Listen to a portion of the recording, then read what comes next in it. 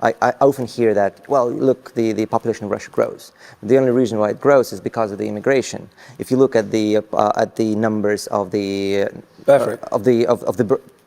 not just birth rate, because we have the Northern Caucasus, which is contributing a lot to the statistics, but if you look at the native population, like white Russian population, you're going to notice a sharp decline, sometimes even sharper than what you see in Britain and France. Greetings everyone! A few days ago, the interview of the British activist Svetov-Robinson was realized on YouTube channel CVTV, where in a number of episodes, Caucasus and Russian Muslims were discussed. We believe that Svetov either doesn't own information himself or deliberately tried to mislead his English guests and the audience. Alejandro and I would like to draw your attention to the following statements made by Mihailu. At the minute 42 of the video, Svetov complains that the birth rate of indigenous white population in Russia is lower than that the Caucasians. I would like to remind Mikhail Svetov that Caucasians are living on these territories for millennia, and we are indigenous white population of these territories. The comicality is that the standard term for designation a white race in English is the term Caucasian, not the term white race population, which was used by Mihailu.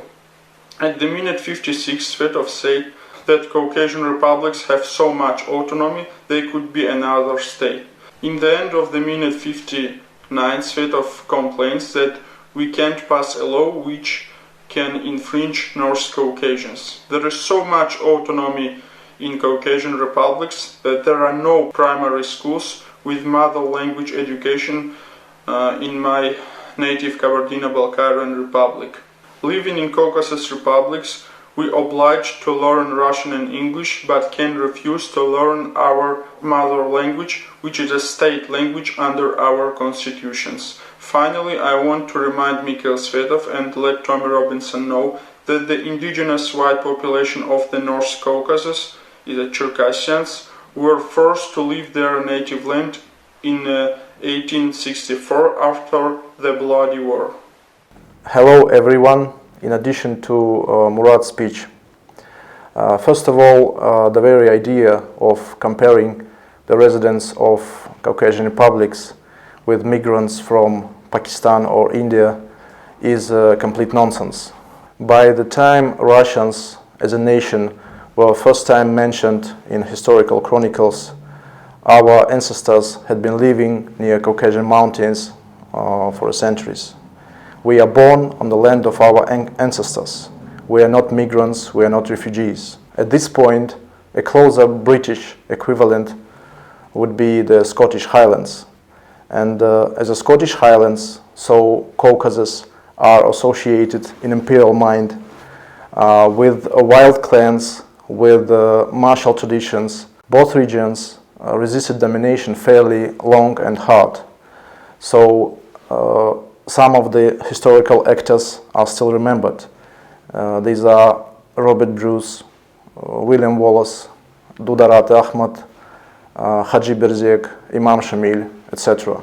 After that war, hundreds of thousands of people were forced to leave their houses, to leave their motherland and escape to former Ottoman Empire.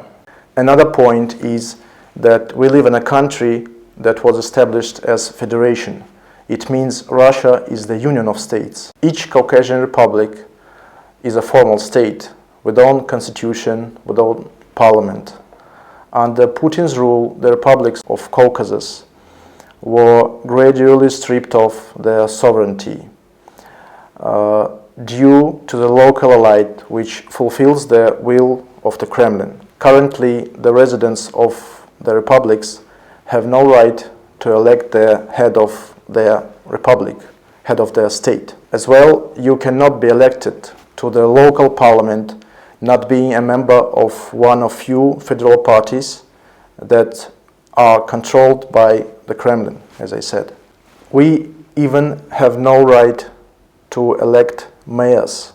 Key ministers, judges, heads of special services are appointed in the Kremlin. Actually, we have no anything reminding us of sovereignty of our republic. So the question is, what autonomy does Svetov exactly talk about? We can debate on Chechen Republic's unique position. This is the truth.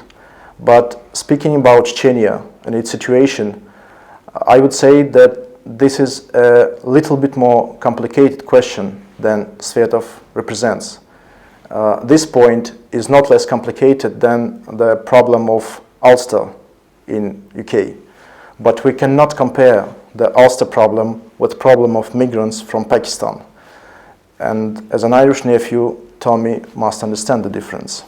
In general, Svetov described an image of some wild, barbaric, criminal tribes which must be subdued by Russian civilization. But this image is incorrect. I accept that it was just a mistake, but not a kind of trick or misleading. The paradox is that according to official statistics of Ministry of Internal Affairs, Caucasian republics have very low criminal rates. And in terms of violent crimes such as murders, rapes, Caucasian republics are among the better regions in Russia. And for example, the average duration of life in Caucasian republics is much better than many other regions in our country. It seems to me that it doesn't match to marginal image that Russian propaganda or Russian public opinion imposes on us. All mentioned above is easy to check just using Wikipedia or other open sources. And as a conclusion, I constantly say, rashnout. It means be impartial. Thank you for your attention. Bye.